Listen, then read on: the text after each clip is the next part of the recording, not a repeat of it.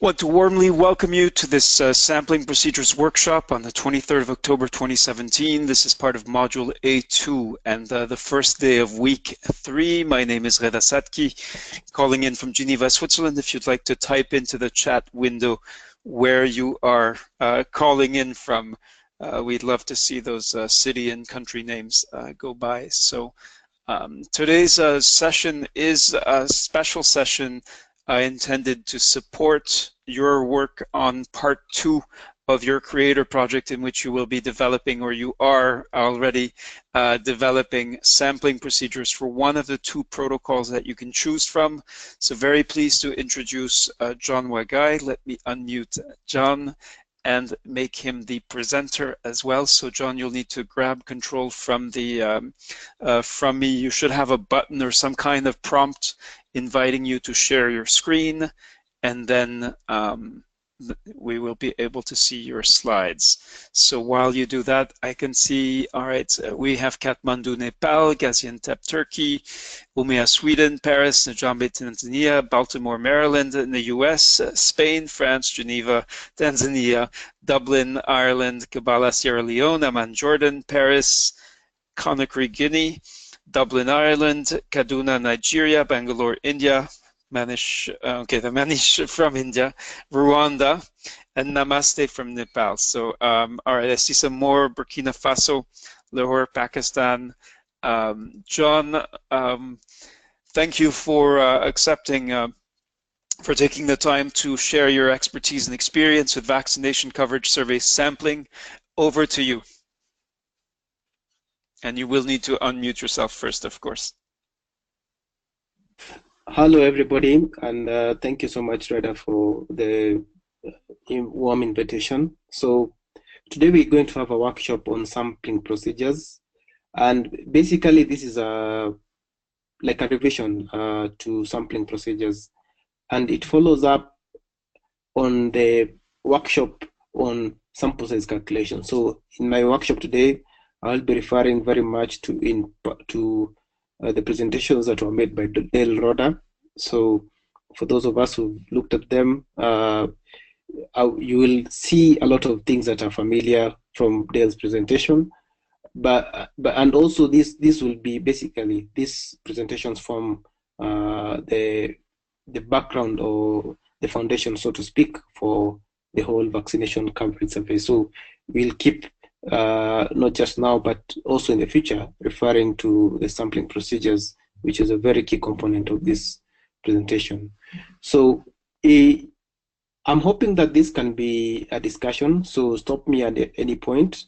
We will have, if I'm not stopped, I will, after I've talked for quite some time, I will ask for people to bring in their questions. But at the end of the presentation, we'll also have some time to go through issues and share our experiences. So I know that there are a lot of people who have a lot of experience in vaccination coverage surveys. For these people, this will be more of revision, so to speak, and all your experiences and your inputs will be very helpful to the other participants in the group. So if I'm going too much into the basics, just flag me up, let me hurry up, and so that we can go to the exciting part, which is the discussions. So one of the key recommendations or the key changes made by the vaccination coverage survey manual into 2015 was the use of probability-based sampling techniques. And the key drivers to the recommendation was that the need to reduce bias when conducting vaccination coverage surveys, so that we could produce reliable estimates that could be used to inform both the policy and the practice of vaccine delivery. So I have mentioned that this is a follow-up to the work that we did, that Dale presented on sampling techniques. So please, let's refresh our memory from that. And basically what I'll be going through is definition. I will define sample design and the related terminologies, and then I'll outline the process. Then I'll try to bring it back to how all this links up with the vaccination coverage surveys. And then once I've done that, we'll also be able to have discussions and raise key issues. I've already gotten one, which is very interesting, and we can share more experiences and more challenges that we're facing when trying to design our sampling procedures. So I've gone through the overview. So just the outline is the overview, definitions of terminologies, the stages in sampling, types of sampling, and then finally linking this to the vaccination coverage surveys.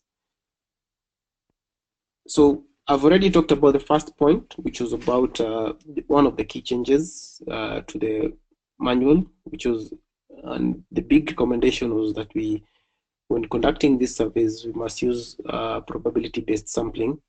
And this is because of reducing bias as much as possible. Then in probability-based sampling, what it basically means is that each unit of study, and this could be a household, it could be a child, has a quantifiable probability of being selected. And we'll see what quantifiable means. Then, so when you're looking at these sampling techniques, in our manual will be basically concentrating on chapter 2 and sections 3.6 of the manual. So as a definition, sampling is the process of selecting a subset of individuals or units to be studied to represent a larger population. So if we had infinite resources, that means we had infinite, limitless amount of money, limitless amount of people, good, well-trained people to do the work, and also limitless amount of time. We can go and conduct survey on every person who is eligible. For example, we can go to a country, look at all the children between the ages of 12 months and 23 months if you're doing an EPI survey, and interview these so that you can find their vaccination status. However, in real life, this is not the reality. We rarely have enough time, and most importantly, we don't have enough money. So using scientific techniques, sampling is the methodology whereby you can interview a small group of people so that they can represent the bigger population.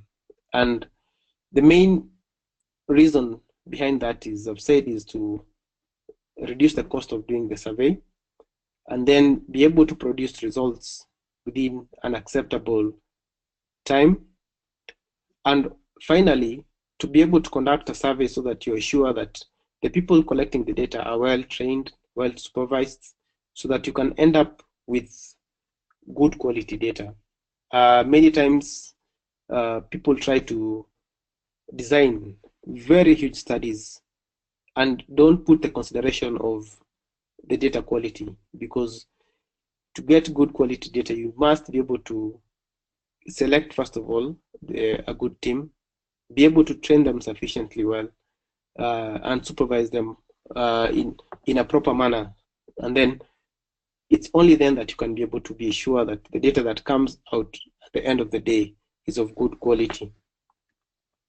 So moving forward from survey to now the practical, the application of it, I have drawn 3 concentric circles, and you can imagine this as the population that you're looking at. So for example, if this is an EPA survey or an post-SIA survey, the target population will be all the children within your target age group. So maybe it's between 12 months and 23 months for an RI survey, or 9 months to 59 months for a post-measles SIA survey. So this will be the target population or the universe. And you'll hear me using this terminology severally in the next few presentations. So the population to which the investigator would like to generalize his or her results to. And so this is where you select your sample from. Then you have a sampling frame. And sometimes the sampling frame may be the same size as the target population. But in other instances, and you'll see when the sampling frame sometimes is a subset of a representative subset of the sampling of the target population. And a sampling frame is described or defined as a list from which potential respondents are drawn from. So keep this in mind. Target population and sampling frame, you've still not selected the people you want to interview or conduct the study on. And then finally, you come to the sample. And this is a small but hopefully representative collection of the units or individuals selected to be studied so as to determine a fact about the target population. And again, going back to the EPI surveys, or is the sample will be a proportion of your target population that you wanted to generalize your results on. So up to that point, so we've seen what a target population is. We've seen the reasons why we need to we'll probably not be able to look at the whole population, and why we need to get a smaller sample from that. However, one of the key features of that sample is that it must be representative of the population for which we want to generalize the results on. So it's two interrelated processes. You start with the target population, you do the sampling, but then you have to feed back this and generalize it to the bigger population. So the key factors that will ensure that the sample that you've chosen is representative is, first of all, the sample size. And we've already gone through the workshop on sample size calculation, and you know what factors will influence sample size. Second thing, and the second key point is the sampling procedure, so that the sample must be representative must represent all the different aspects of the target population. And finally, there is no point of selecting participants who will not be interviewed. So the level of participation out of the sample that has been selected is also critical in determining the representativeness. So in terms of sampling method, and we've seen that sampling methods is one of the critical factors for representativeness, there are two main categories of sampling. And the first one is the probability sampling. So a sampling method that utilizes random selection of units and where the probability of selecting a unit is known. So this is first category is what we'll be concentrating on, and this is what has been recommended by the guidelines on vaccination coverage surveys. But then there's a second part, which is non-probability sampling. And basically, the sample does not have a known probability of being selected. And I'll give a few examples. And these examples are just to illustrate and not for us to apply in the future. So just to show the point on what non-probability sampling is. So the first part is convenience sampling. And an example of this is you probably want to see what kind of household goods are bought by people. And you go next to the shop, the market or supermarket, and just stand outside and basically look into everybody's bag. So that is a convenient sample, and it assumes that the supermarket or the market that you've gone to, everybody shops there. And if you will generalize this to the bigger population, you forget a lot of factors, that a lot of people will do online shopping and you'll probably not get them. Other people will come at night at the time you're probably not there. So this is an example of convenient sampling. Then the second one is purposive sampling. So basically, you look at the traits that you want to sample, and then go specifically for those samples, for those traits. And that is purposive sampling, which is a type of non-probability sampling. And the third one is, that example is snowball technique. And basically what you do is you identify one person with the characteristics you want to sample, to study, and then let them link you to the next person. This is used mainly in doing social science studies. For example, when you want to study people who use drugs, for example, you get the first person on drugs and they link you up to the person who they probably share the drug with or they buy from, and then that links you to the next person. So all these three are non-probability based samplings, and they're mentioned here for the purposes of completeness. And probably this is the last time we'll be talking about them. So going back to probability sampling, these are the main types. The first one is simple random sampling, systematic sampling, stratified sampling, cluster sampling, and multi-stage sampling, which is a method that combines elements of the first four that are listed here. So we'll go through each one of them and be able to define them in more detail and see how they would apply in our context. So in simple random sampling, the study units are selected at a completely random process. And how you can do that is you know the study population, and this is what is called the sampling frame. If you go back to our presentation a few slides back, assign numbers to all the people in that sampling frame, and then use a random number generator to tell you which people to pick. So you'll basically pick a subset of the population at a completely random, in a completely random manner. And in simple random sampling, all the units have the same or similar probability of being picked.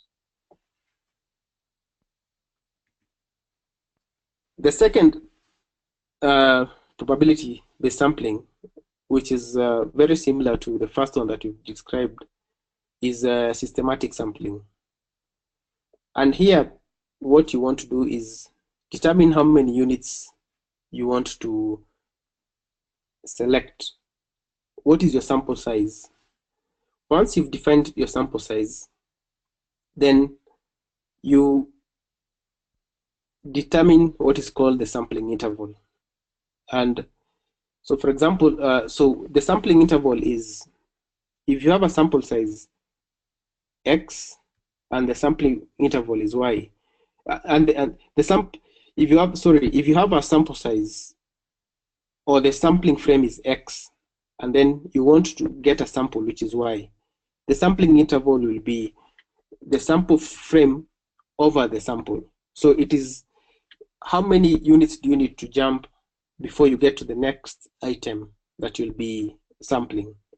So once you have the sampling interval, then you randomly generate a starting point, and then you pick the first item from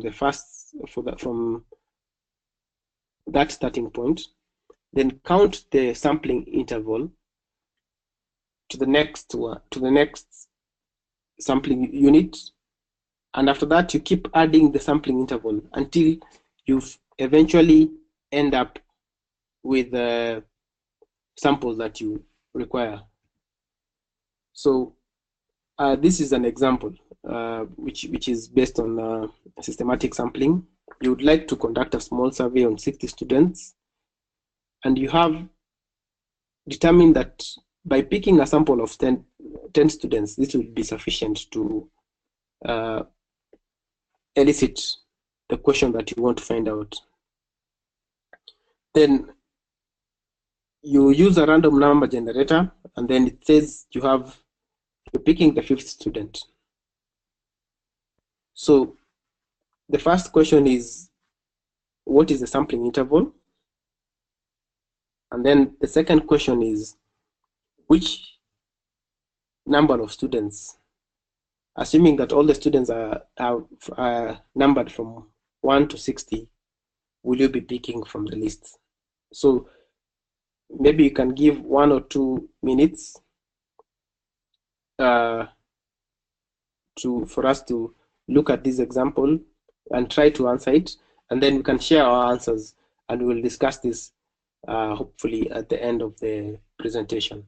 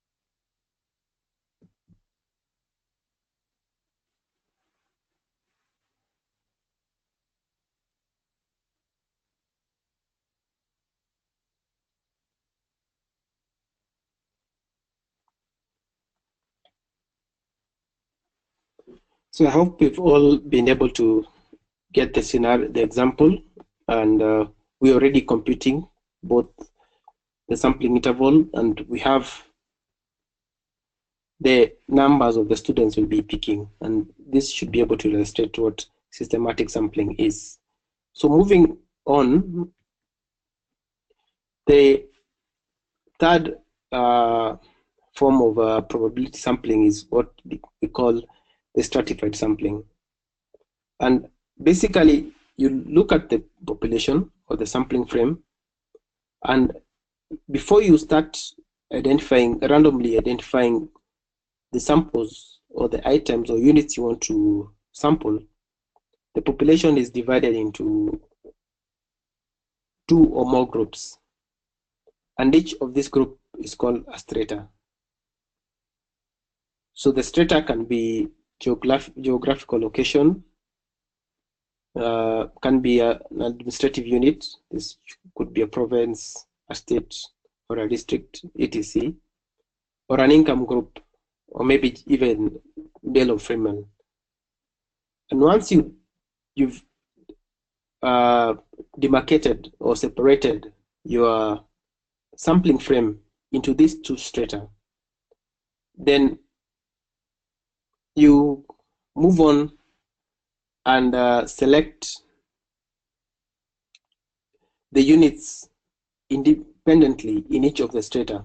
And you can use one of the techniques that we listed above. You can either use simple random sampling or systematic sampling within your strata. So one of the advantages of the stratified sampling is that it gives you a higher statistical efficiency, because you ensure that all the units, all the units that you want to be represented within strata are well represented in your final sample.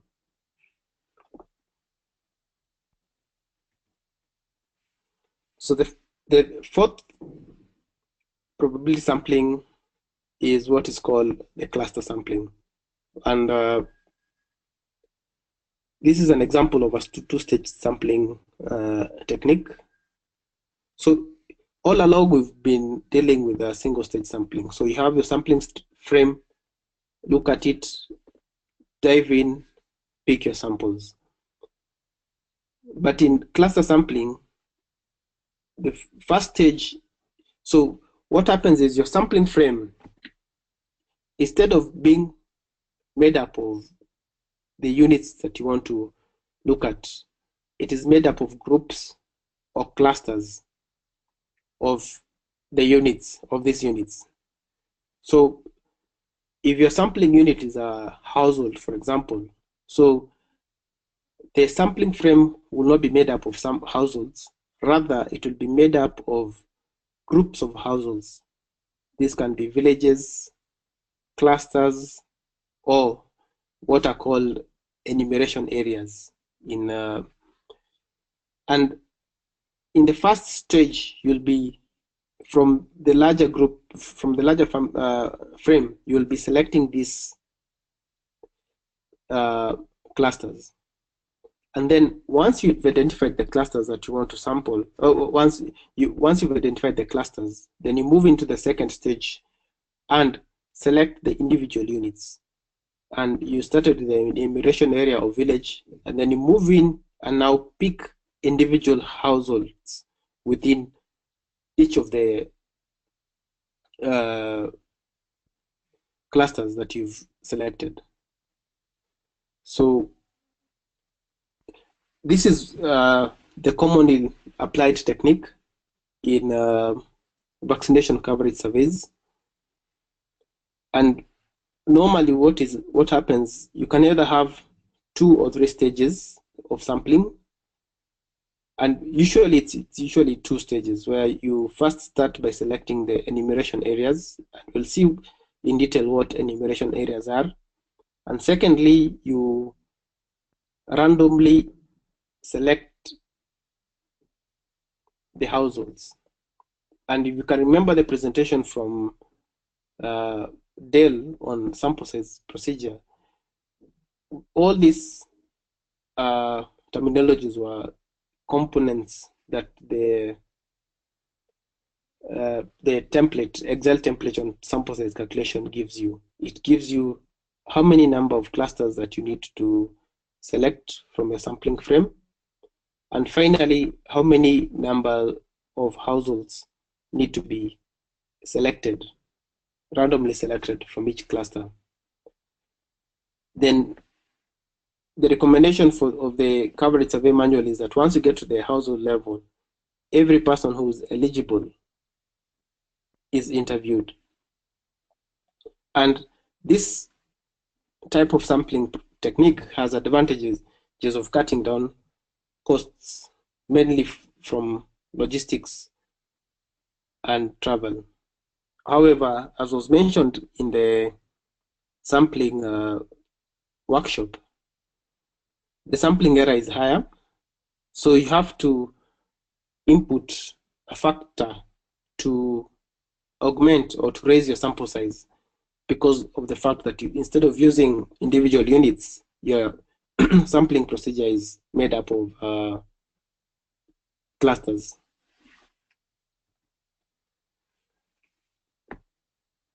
And I've mentioned this already. So the primary sampling unit, or the first item that you sample, will be your cluster. And this is what is referred to as the primary sampling unit. And then once you've identified the number of clusters that you want, you go into the clusters and select your secondary sampling unit. And in the case of vaccination coverage surveys, this will be usually households. And sometimes you can move on and select tertiary sampling units. And when this is done, you probably have an intermediary phase. So you have an intermediary phase between selecting the primary sampling units and the households, and then so that at the units that you want to select, the households will be the last unit that you select. So, but eventually you end up with a sample that you will be interviewing. Uh, John, just to check in, I've got, I think, 11 questions recorded so far. Some of them you may have actually indirectly addressed and answered, but just wanted to flag that for you, so you know that the questions are piling up fast. Okay, thanks, Reda. I think so. I'll take the questions after this last slide, and because of one of the issues that you mentioned, one of the factors that you mentioned about cluster sampling vis-a-vis the simple random sampling is the lower costs, and this is a schema of how you will represent the two types of sampling. So assuming this is your sampling frame, which could be a country or a district, and the individual units in brown, the brown smiley represents the household that you've selected. So in simple random sampling, you'll finish interviewing one household, which could be in one village, then go to the next unit, which is another village, and keep moving until you finally finish your sample size. Whereas in cluster sampling, what you do is you already have identified your enumeration area. Then once you've identified the households that you need to survey, which can be between 5 and 15 as recommended by the manual, you interview these households, finish them, and then move to the next enumeration area. So when you're within the enumeration area, the supervision team will be next to where the interviewers are doing their work, and the movement will just be between one household to the other, and then you can pick up all your tools plus all your enumerators and move on to the next enumeration area. So let me move and try to ask the questions. So the first one is, why is sampling error higher in cluster sampling? If so, okay, just continue, Reda. Yeah, John, sorry. I've actually put the set of questions on 4 slides. So what I suggest, we start with the questions that were asked earlier in the presentation. This is really trying, yes, we don't usually do this, but I think it may be helpful here. So you can actually see the questions clearly, if that's okay. Is that all right with you? Yes, that's right.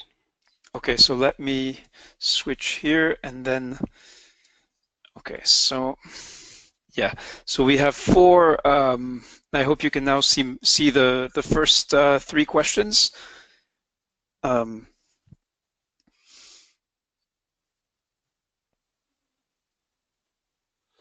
Yes, so the first question is there a template for documenting the sampling done at household level and down?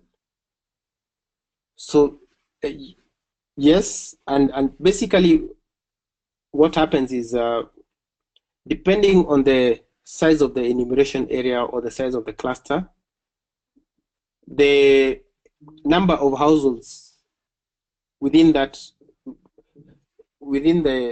enumeration area will be different. So all these are listed, and then there is a template that can help you to select specific households at this level. So later in the presentation, I'll talk about how you get to know these lists and how these lists can be inputted into the computer or within a template, and how you may be able to select the households that you actually require to be interviewing. So the second question is on what is WHO stance on using the 2005 version now? No more, is it no more encouraged?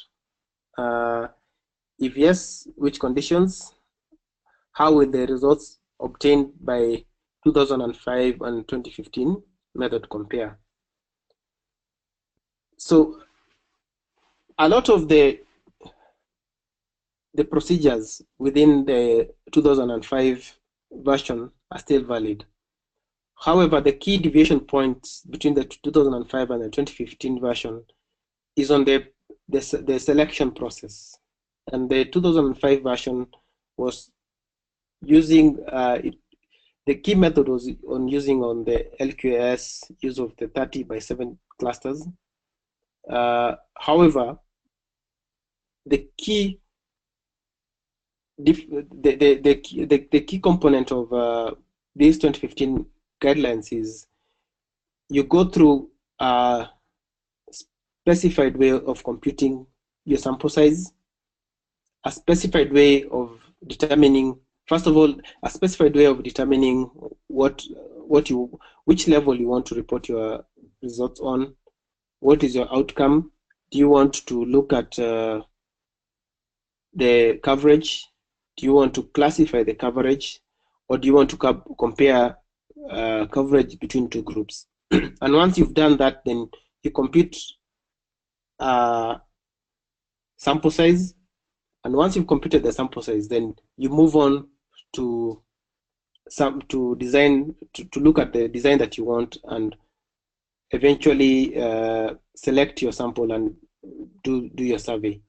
So those are the key differences. And in terms of, so the part that is not recommended in the 2005 version is the pattern sampling. And then the results are really not comparable because the sampling technique is different. So that is the short of it.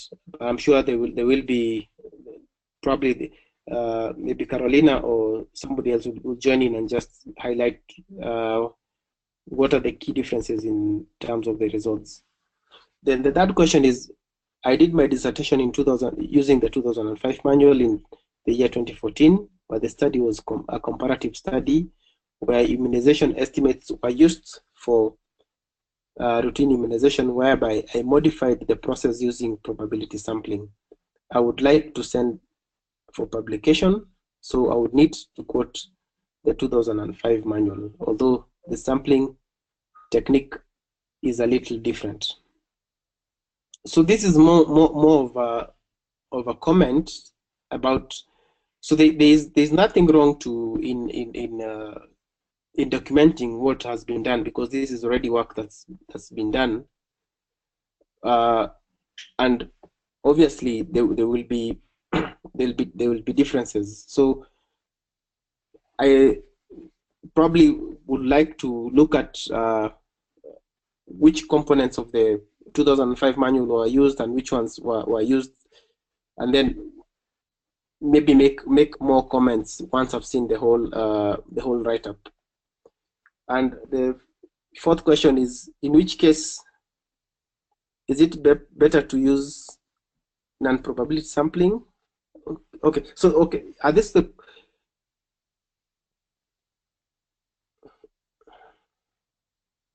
okay? This is a question. In which case is it better to use non-probability sampling? So what I said is I mentioned non-probability sampling so that we know that it exists. However, in terms of vaccination coverage surveys, which we are trying to reduce bias as much as possible, the use of non-probability sampling are not recommended. And you can see why it's not recommended. For example, we talked about purposive sampling, for example. You want to look at vaccination coverage status. And I've seen some studies where the interviewer goes outside the vaccination clinic and waits for the mothers and sees whether they are vaccinated.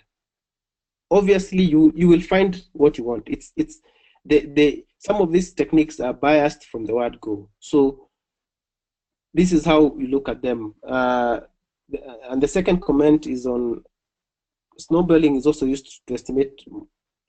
Snowballing is also used to estimate maternal mortality rates.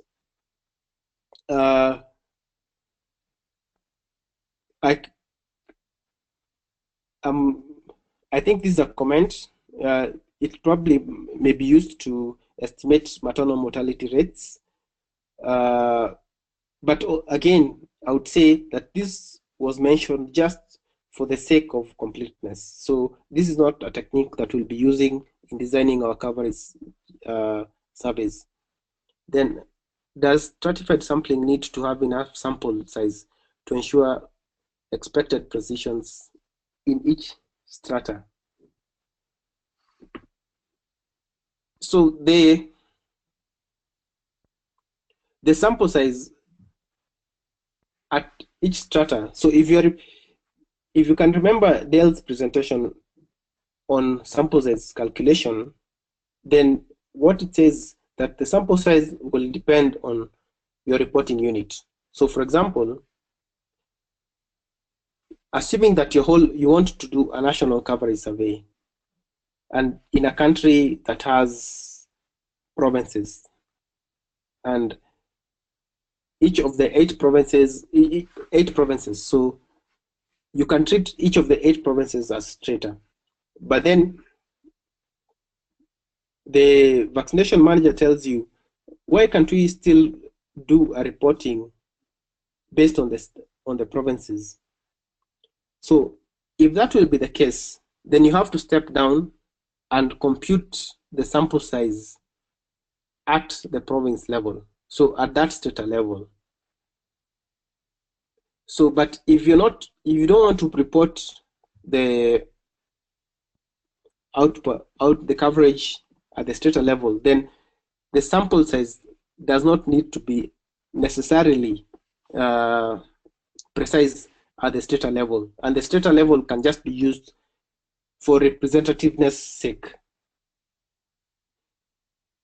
However, let me just go back to this again, that you only ensure that there is enough sample size if you will be reporting the coverage at the strata level. Then the other question is it compulsory to take a sample from each strata as said? So obviously, if you can decide to treat the whole population as a homogeneous unit, but the reason why we sometimes stratify the population is because we know that there are key elements that make one, within the bigger population, that there are key elements that make one part of the population different from the other. So if that's the case, that's why we move on and stratify. So for example, if we say that within each strata, we need to sample at least X number of units. But then if the first question or the first worry, we think that the whole population is homogeneous, then it is not compulsory that a sample must come from that strata, because this is a random process and we cannot influence where the selection will land in. So the only reason we'll stratify is we know that, yes, there is a difference, and the way the random process works is that by chance there is a small probability that we may not get a representation from a certain section of the community or the group. So we move ahead and do the stratification. So the other question is, as you mentioned, geographical location can be strata. Can strata be ward in a selected municipality? Yes, this is the case. So you can move down, you can have as many units, as many stratas as possible. However, we need to go back to our sample size computation formula and remember that if we need to report at a specific level, for example, if we need to report at a ward level the findings, and we have maybe 20 wards in a municipality, the eventual sample size will be a factor of the sample population multiplied by the number of strata that we'll be reporting on. So this anytime we want to stratify, this must always be in the back of our minds. So the sampling technique and the sample size computations must go hand in hand so that we do not end up with a sample size that is too large and we cannot manage. Next is, can we use two sampling frames for one stratum?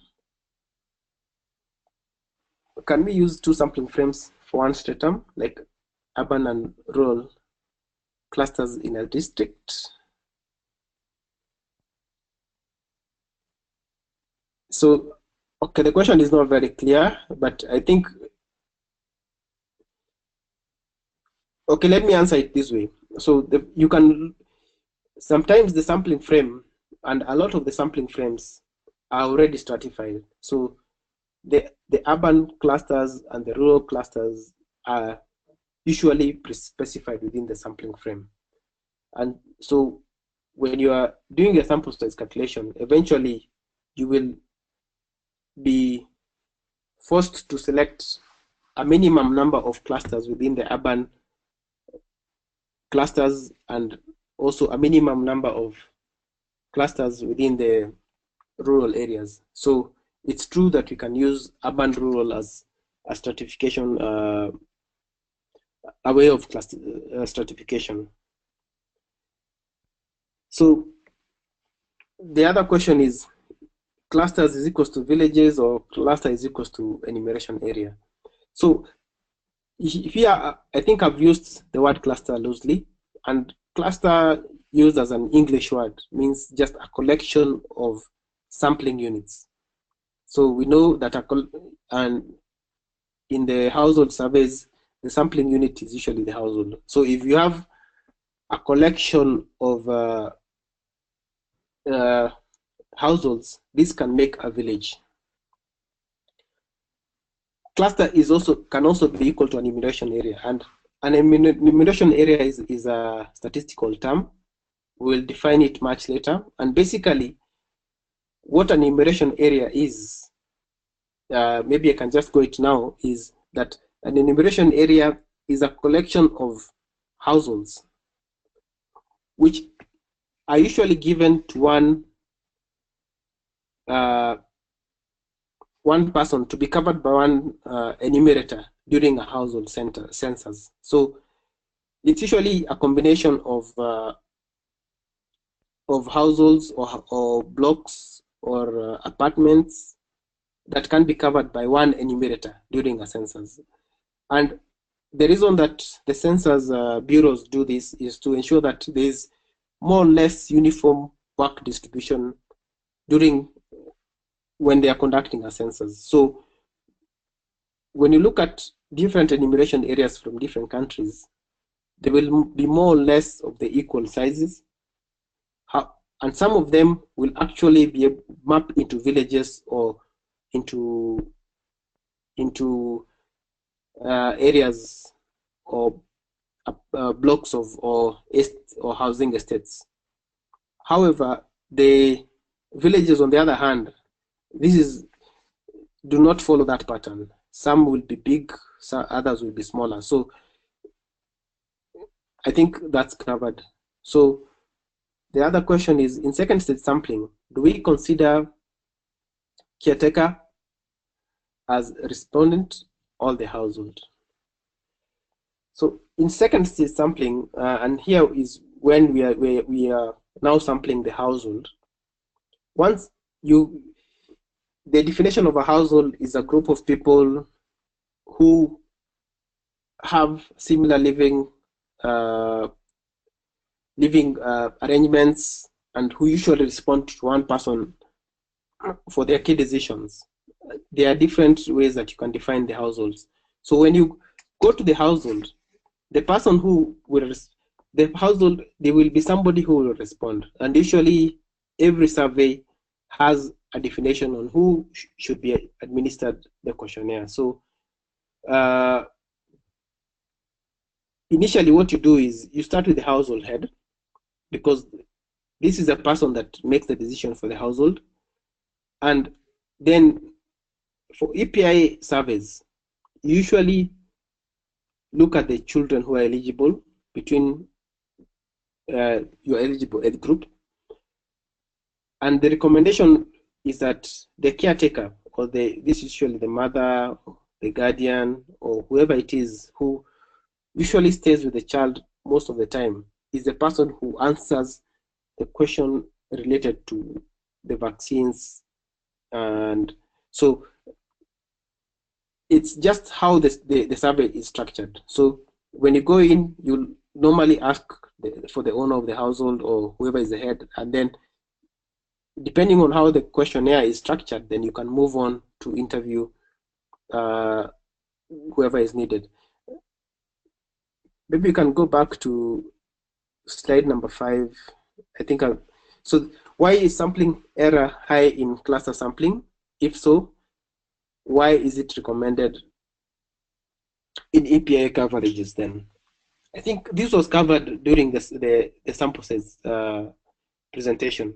And basically, the reason why sampling error is high is because, as opposed to simple random sampling, you go where the respondents are distributed all over the country or all over the district.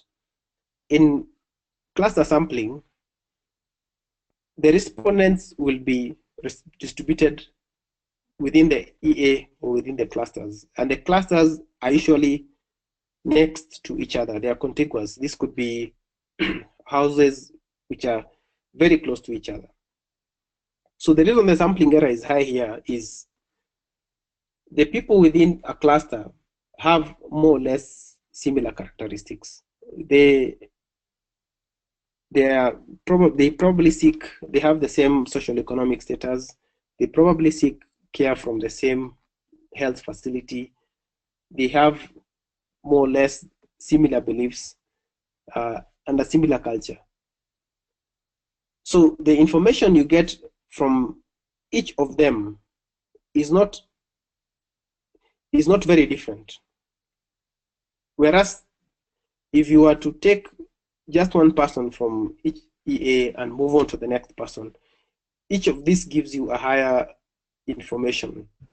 So, and that's why we talk about higher sampling error. And I think we can come back to this later on because this is important, and we must understand why they are recommended. So the reason why they are recommended is that based on the sample size that we are talking about, for example, if you want to do a national coverage survey, you cannot, it is not logistically practical to conduct simple random sampling and do a survey based on this method, because if, for example, your sample size is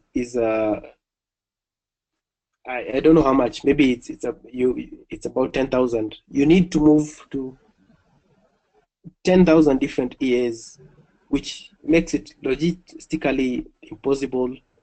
You're talking about so many journeys and maybe so many teams, and even supervision becomes impossible. So you want to restrict it to a lower geographical area so that you can reduce on your logistics of traveling and also for the logistics of supervision. And that's why they are recommended.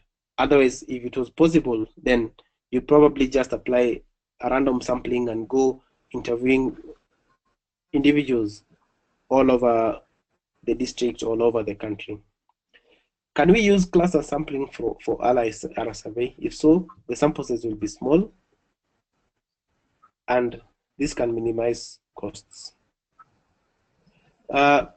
Yes, so if you remember, in the sampling calculation, the sample size was done for both routine immunization surveys, post SIA surveys, or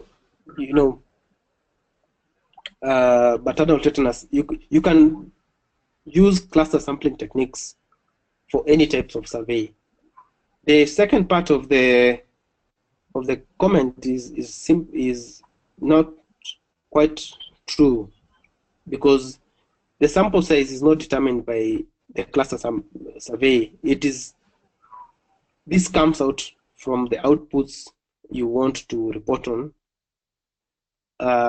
and therefore, but it's true that this minimizes costs. So it's not that the sample size will be small. The sample size, eventual sample size, is actually larger than the one for simple random sampling.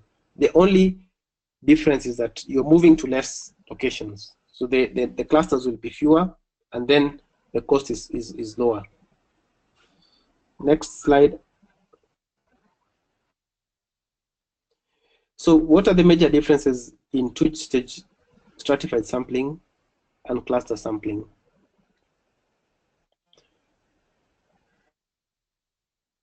So in a two-stage stratified sampling,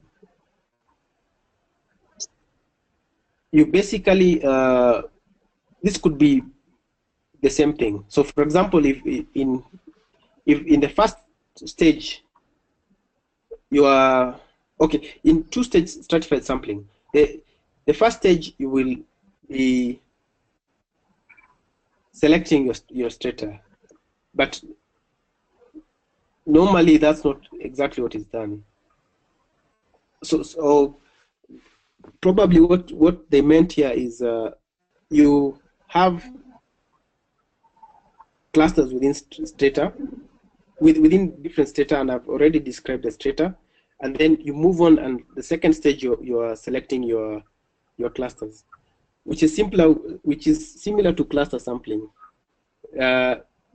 only that here you've not used the stratification. So you identify your clusters or pick up your clusters, and then move on to pick up your households within the cluster. How can we define PPS, or probability proportionate to size sampling? This comes later in the presentation, and basically what this means is that for example, the enumeration areas of the clusters, the larger ones have a higher probability of being sampled as opposed to the smaller ones, and we'll see how this comes up in the second part of the presentation. Then in the Harmonia case, when do you need coverage by the 10 provinces?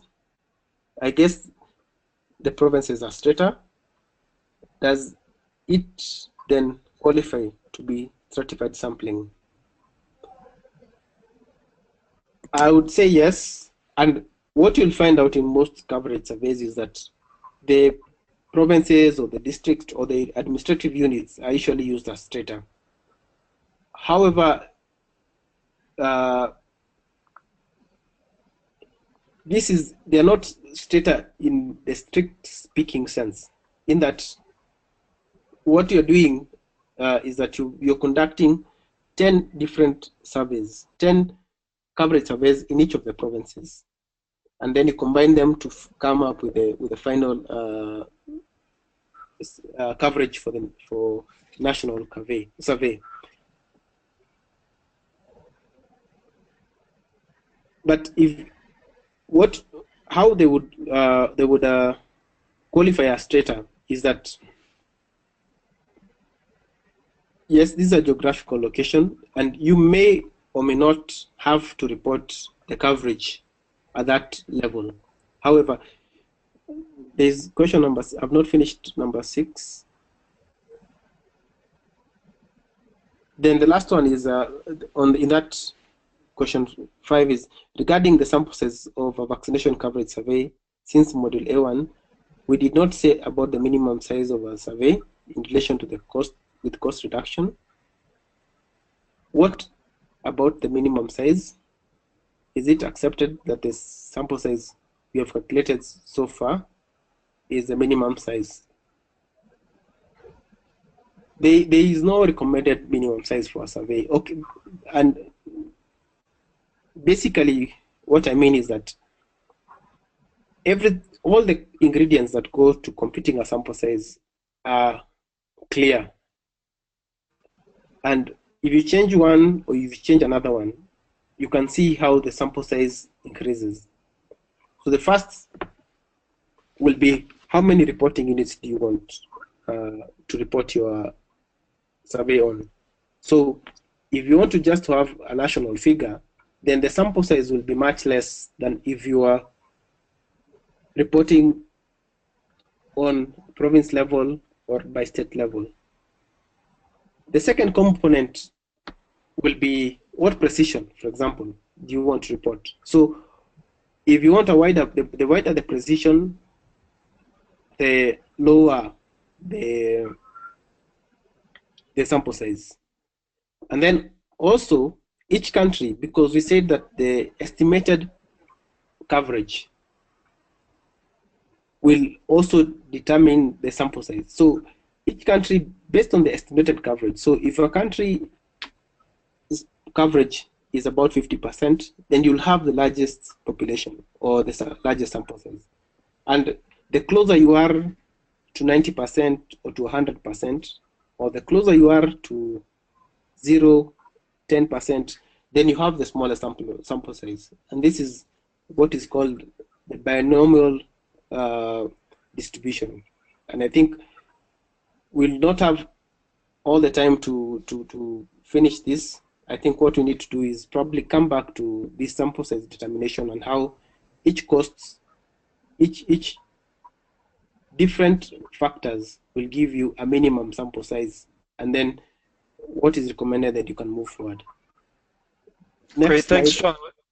Yeah, would you like to go on to questions, to the last slide of questions? They keep rolling in, so I've been adding them as they've been coming in. That means people are being very attentive and are very much sharing their so their questions. That's very good, but I know you have the rest of the presentation to go through. We have another 28 minutes, so would you like me to make you the presenter again so you can continue with your presentation?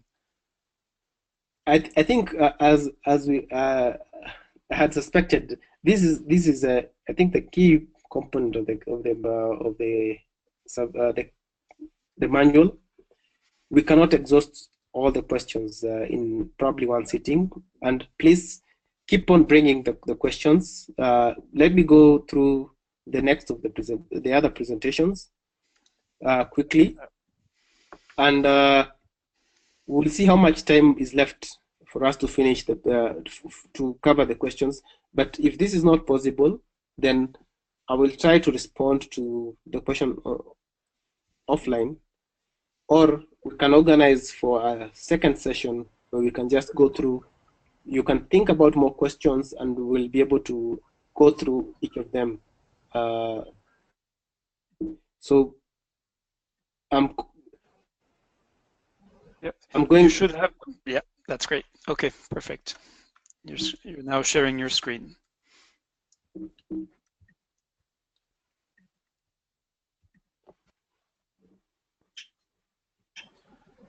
So I think I've talked about quite a few of these parts. Now we are on cluster sampling, and we talked about sampling frame,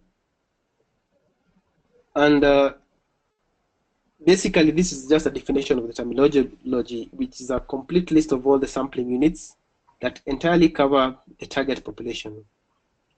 And usually in most countries, the sampling frame will be the most recent or well-documented census. However, in other cases, this might not be available, and you have to develop your sampling frame. Go down, look at all the units housing. If your unit of survey is a household, then list down all the households, and then come up with a frame for which you'll be able to now move back and select your sample. We've talked about the primary sampling unit, which is the sampling unit at the first stage of selection. Then we've also talked about the secondary sampling unit, which is usually the household. And I've talked about the recommendation of the 2015 manual that once you get to the secondary sampling unit and once you have the households, then every person who's eligible is usually included in the survey. Then I talked about enumeration area, and this is just a further description of what an enumeration area is. And this is usually the smallest geographical statistical unit that is created during a housing and population census. And this can be a city block if you're living in an urban area, a village or part of a village, or a group of small villages. And it usually has very well defined boundaries that can be identified on a map.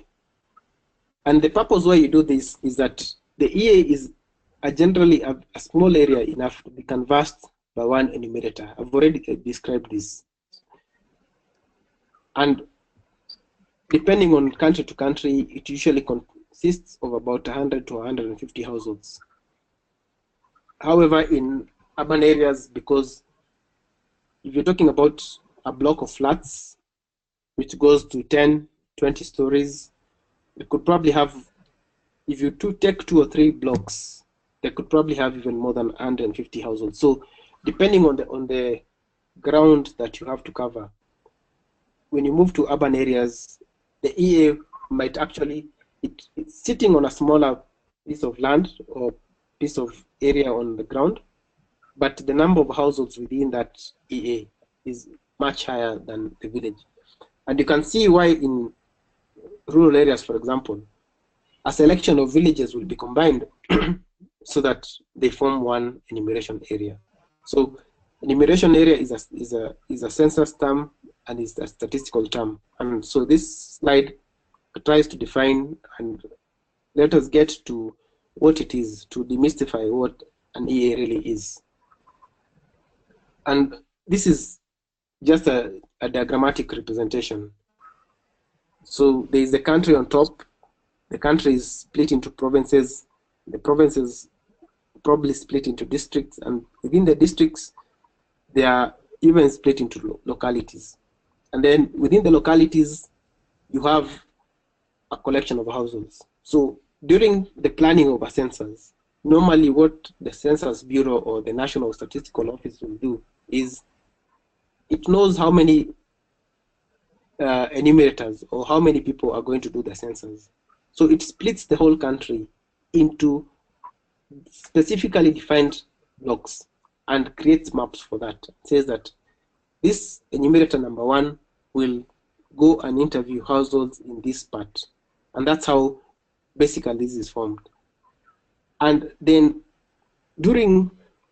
after the census, the usefulness of these maps is that when you're conducting coverage surveys, we can borrow on these maps and be able to go and know that in this specific area, there are this number of households within these clusters. So the EAs can usually form our clusters, and then the households within the EAs are what we select for the second stage sampling so that we can go and get the children or the respondents that we want to interview. And this is just further, just elaboration, and this is probably too much details. That what happens is, depending on from country to country, we already have the sample size calculation on one hand, and then we've gone to the statistical office and they've given us the lists of enumeration areas, and they'll tell us that enumeration area in a certain district has this number of households.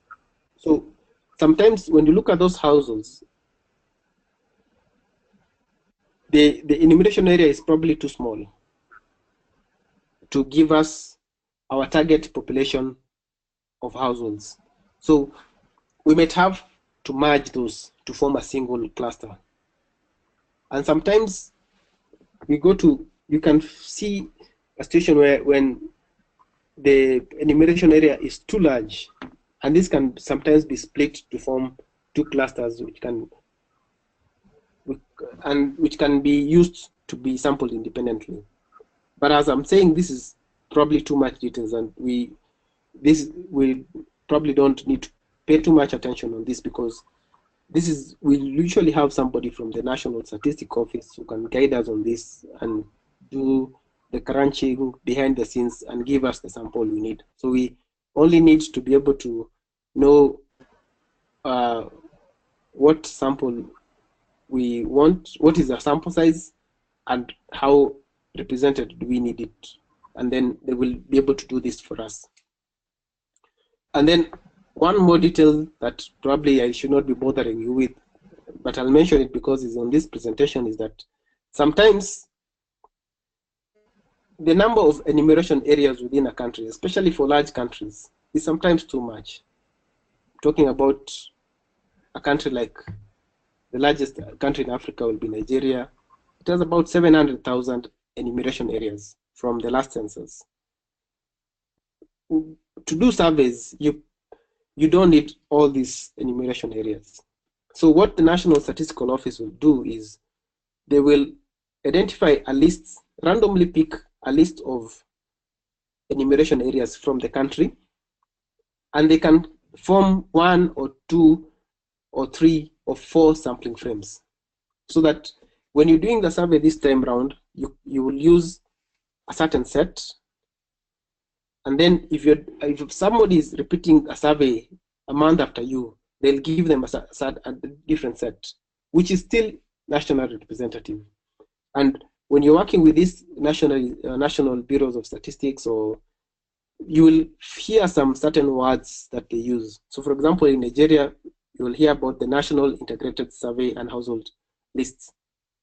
Or in Kenya, if you've worked here, you'll hear they'll call it the National Sample Survey and Evaluation Program, currently in the 5th round. So these are terminologies, but it's good to, if you hear the bureaus mentioning this, you need to understand how they are coming up with their sample at the end of the day. So I think I've already mentioned this about, and I've covered it in the question. In the multi-stage sampling, the first stage selection can be done using the following ways. First of all, use a simple random selection from the sampling frame of enumeration areas. And this is useful when the enumeration areas do not vary too much, and ensures that all units are represented.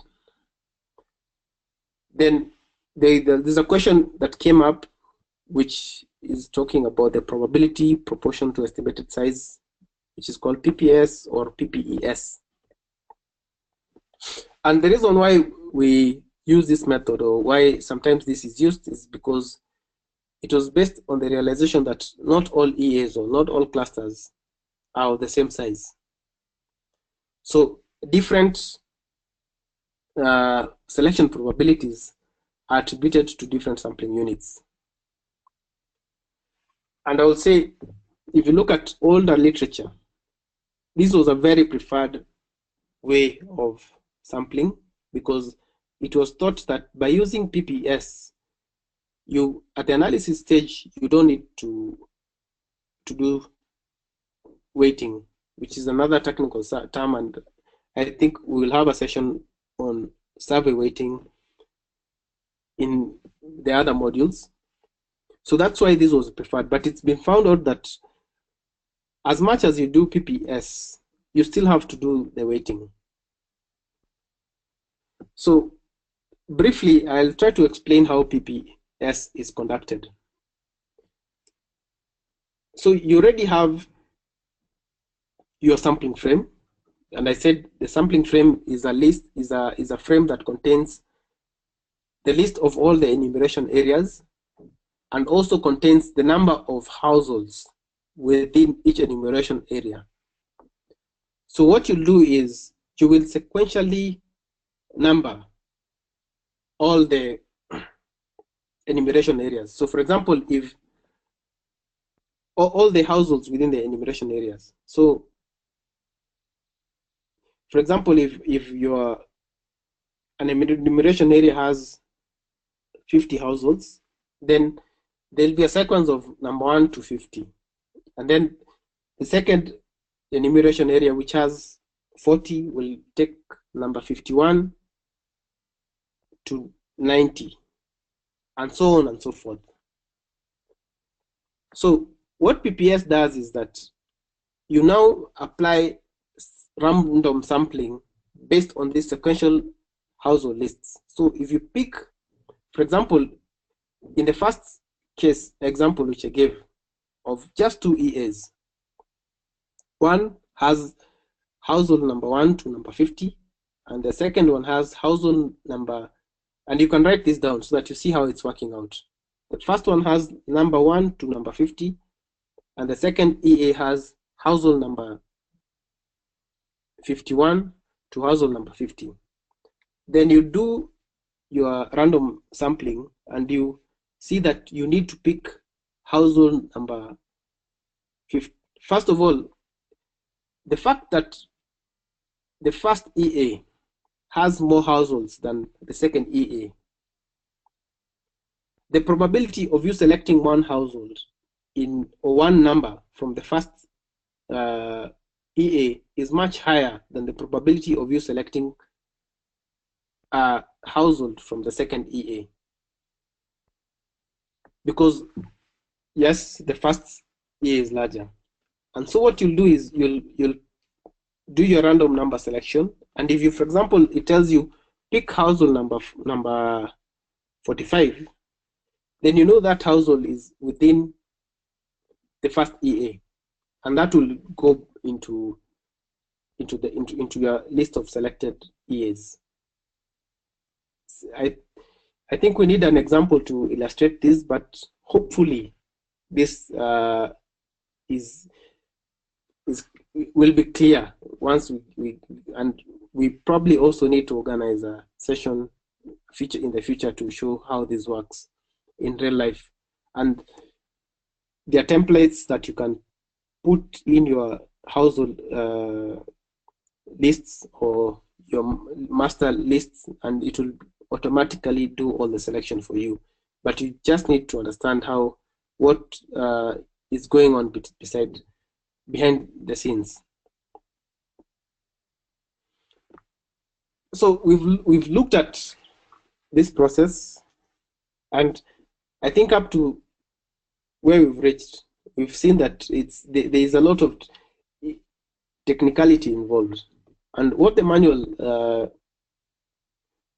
recommends is that you must, first of all, and this is in section 3.6.2, determine if an existing sample is available.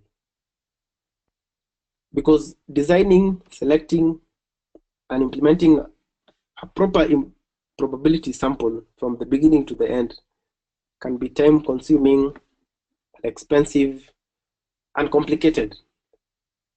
So if there is another frame or another sample that has been used within the same country, it is usually preferable if you can ride on it and adopt it, rather than trying to design our own sample from the ground up. So this is a slide from the presentation on sample size calculation or sample size estimation. And you can see what are the elements that go in. It's a revision to the elements that we need to think about. So first of all, you talk to the committee. Also talk about the statistical office and see what parameters you want to estimate. Is it an estimation or is it a classification? And then determine how wide the confidence interval you want. Then you compute your effective sample size, look at the inflation factors, multiply, and then eventually you end up with the sample size that you require in terms of the number of clusters, and then within each clusters, how many households you require per cluster. But this is based on how many respondents you will require within each of those, which these households. So this is a repetition about the common parameters for sample size calculation. The number of strata, this will be determined by the steering committee.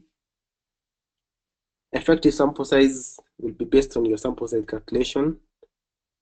Design effect, which you can get that from past surveys.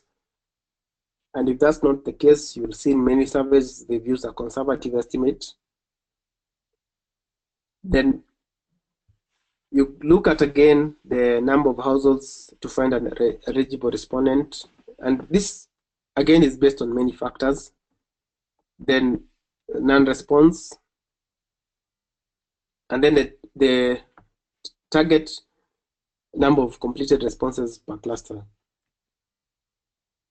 So I'll jump this because we've already gone through it. I'll also jump this. This is from the presentation on sample size calculation. And finally end up here. So this is the template. And when you're doing your sample design, the two critical components that you'll be looking at, besides looking at everything else, is you want to know what is the number of households within the cluster, and then how many clusters do you require at each reporting unit. So, and then you move on and compute. And normally, there's nothing much you can do in terms of the number of households per clusters, because the clusters are usually of a certain size, and then as we've seen, because this will influence the number of respondents you want in each cluster. But the number of clusters you want per stratum or per reporting unit will be determined by many other factors. So these we can manipulate based on the budget and based on how much you want to, how much time we have, how much resources we also have. So I've tried to summarize the whole process of sampling, combining all these steps. So you first define the primary outcome, whether is it estimation you want, do you want classification, or do you want to compare, and what is your target population.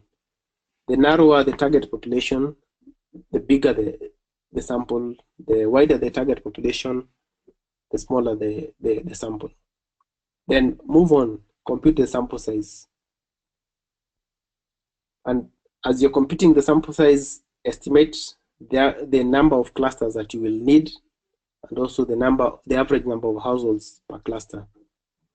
Then determine the sampling method. And I think this stage 2 and 3 go in concurrently, so that as you look at the sample size, and also determine which sampling method.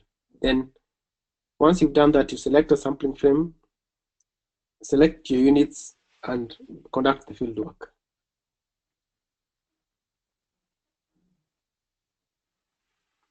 So this is a repetition of the previous slide, and basically just shows that in more details. And maybe I can point you to quickly point number 1, determining the number of strata to be used. And for a lot of surveys, cluster surveys, the strata will usually be along administrative units. This can be provinces or districts. Then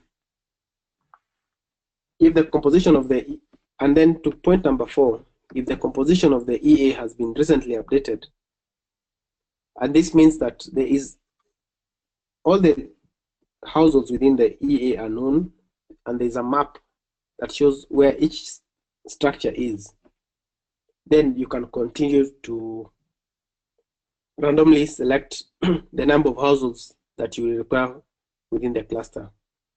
But if this is not the case, then there is another process that must precede that. which is called household listing or updating of the household lists. And once you've done that, then you can proceed with the survey. So I'll skip this.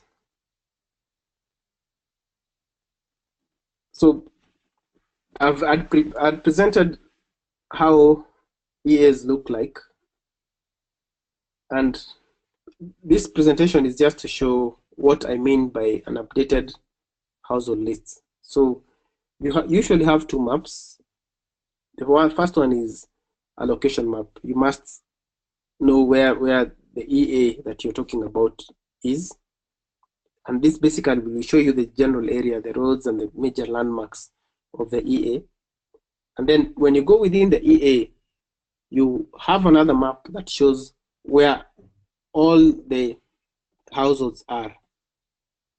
And then after you've done your selection of the households, then these ones are usually marked or etched out so that when you send out your survey team, they know exactly within each EA, they know the landmarks, they know the boundaries, and even without guidance, they can go to the houses that are selected. It's not them to determine which houses to go with to go into. And for example, in this case, household 1 has been selected, household 32, household 33, and 34, and so on.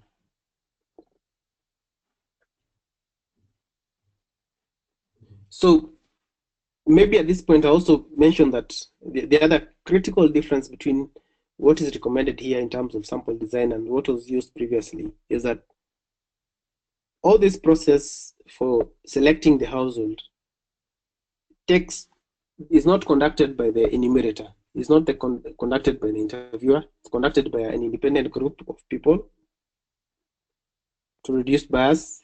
And secondly, it's done before this group of enumerators go to the household. So the households will already have been pre-selected for them.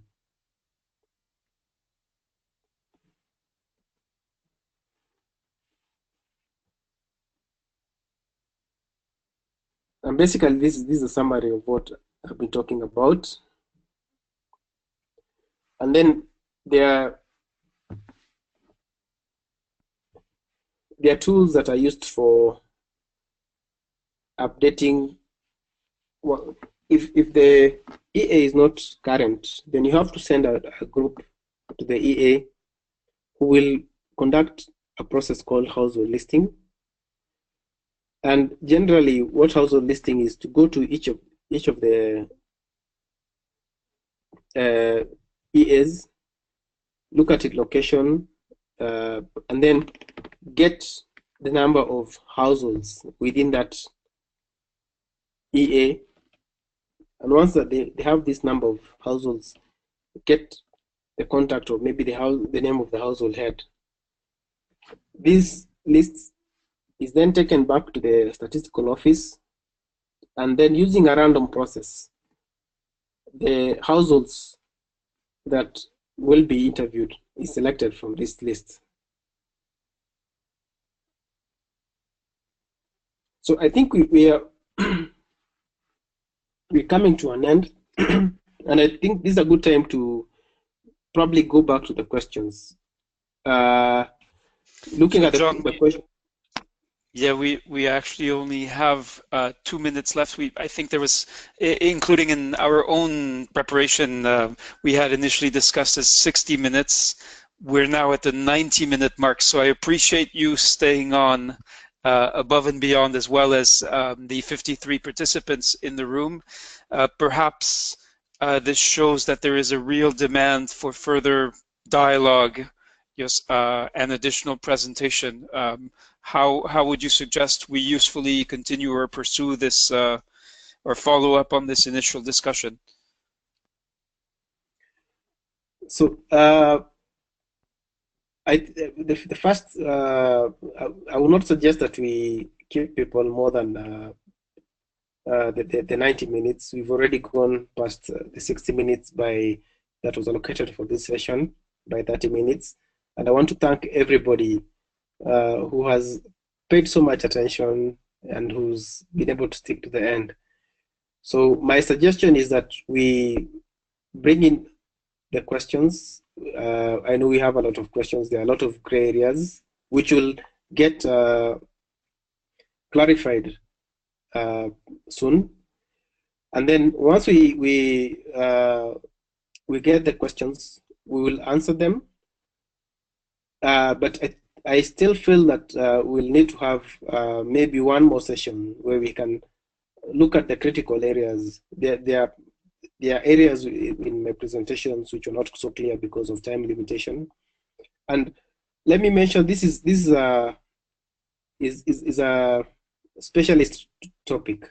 It is those of us who've been in service for quite some time. You know how much time it takes to even just get to understand some of these issues, concepts.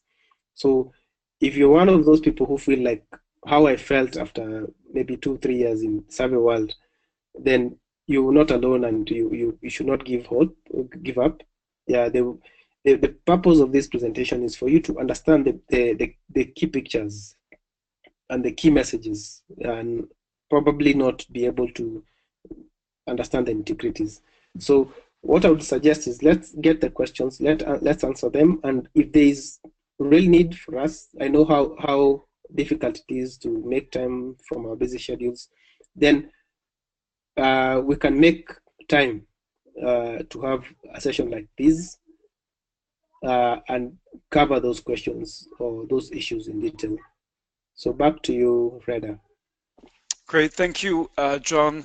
I want to thank all of the participants, very active and really in the spirit of the course, where this is about your participation, your striving to and contributing to helping the quality of surveys from wherever you may be. And I also want to thank Felicity Cutts, who has been giving quite detailed and specific answers to some of the questions. I also want to refer again participants to the reference manual to take the time. I know it can seem quite imposing to have another one of these big reference guidelines books, but especially both with respect to the coursework, but also with respect to your professional commitments, this is intended to be a resource that will help you work through some of these issues. So do take your time if you have, and I know many of you already have and are now intimately familiar with its contents, but do take the time to consider what is in the manual, and I think the course team would also be very grateful for your feedback on how you are able to use and apply the manual. Message from Janet: thanks for the reminder, Felicity, that the PPES detail is in the manual, and thanks for the detailed answers during this session. Many of you are thanking Dr. John Wagai for his nice presentation, saying it's quite elaborate and informative, that they enjoyed it very much. One person has asked for more sessions with John, and if possible, asks that we arrange additional sessions. And yes, Jaurès says take a time to read the manual, WHO 2015. So great session. I apologize for the confusion or the ambiguity about how much time we would be taking. I'm grateful to both John and Felicity that they were able to stay on an extra 30 minutes, and to the participants, we did lose some people. We'll split up the presentation so that people can catch up with with the part that they were not able to stay on for, given that what we announced was a 60-minute session. Again, thank you very much. I'm going to unmute you all so that we can hear many of the busy offices and workspaces that you are in. Wishing you all well, and see you in this case Wednesday for the week 3 discussion group, where we'll be halfway through the course. So we're halfway through that second module and progressing very quickly. Thank you once again, and look forward to seeing you in Scholar. Thanks, everyone. Thank you. Bye.